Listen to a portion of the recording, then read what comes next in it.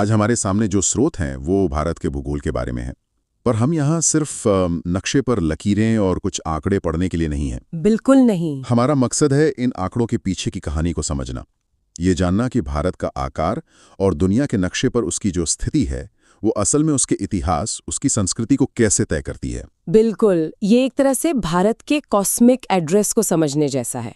हम सिर्फ ये नहीं देखेंगे कि भारत कहाँ है, बल्कि ये भी समझेंगे कि उस जगह पर होने का मतलब क्या है।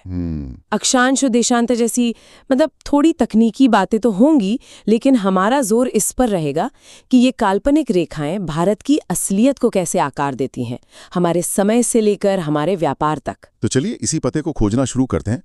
अगर किसी को ग्लोब पर भारत को ढूंढना हो तो सबसे पहली और बुनियादी बात क्या होगी? एक क्लास की तरह समझते हैं। देखिए, सबसे पहली बात यह है कि भारत पूरी तरह से उत्तरी गोलार्ध यानी नॉर्दर्न हेमिस्फीयर में है। उत्तरी गोलार्ध।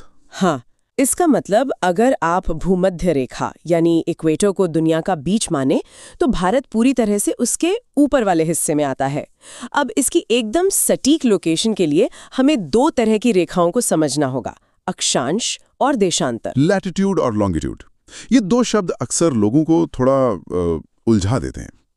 इन्हें रटने के बजाय क्या हम इनके काम से इन्हें समझ सकते हैं? मतलब ये रेखाएं हमें बताती क्या हैं? बहुत अच्छा सवाल है। असल में इनके काम को समझना ही सबसे जरूरी है। अक्षांश यानी लैटिट्यूड, जो लेटी हुई रेखाएं होती हैं, हाँ। वो किसी भी जगह का मौसम या जलवायु तय करती हैं। आप भूमध्य रेखा से जितना दूर उत्तर या दक्षिण में जाएंगे, मौसम उतना ही ठंडा होता जाएगा। अच्छा। और देशांतर यानी लॉन्गिट्यूड, जो खड़ी रेखाएं होती हैं, वो किसी भी जगह का स्थानीय समय तय करती हैं। सूरज के सामने पृथ्वी के घूमने की वजह से हर देशांतर पर दिन और रात अलग अलग समय पर होते हैं। ये तो बहुत साफ हो गया। लैटिट्यूड से मौसम का अंदाजा मिलता है और लॉन्गिट्यूड से समय का। तो इन रेखाओं के हिसाब से भारत का विस्तार कहाँ से कहाँ तक है? इन रेखाओं के हिसाब से भारत का जो मुख्य भूभाग है वो 8 डिग्री 4 मिनट उत्तरी अक्षांश से लेकर 37 डिग्री 6 मिनट उत्तरी अक्षांश तक फैला है। ठीक है। और देशांतर में ये 68 डिग्री 7 मिनट पूर्व से 97 डिग्री 25 मिनट पूर्व तक फैला है। ये नंबर सुनने में शायद थोड़े बोरिंग लगे, लेकिन इन्हीं नंबरों में भारत की विशालता और विविधता छिपी है। स्रोतों में कर्क रेखा मतलब ट्रॉपिक ऑफ कैंसर का भी जिक्र है।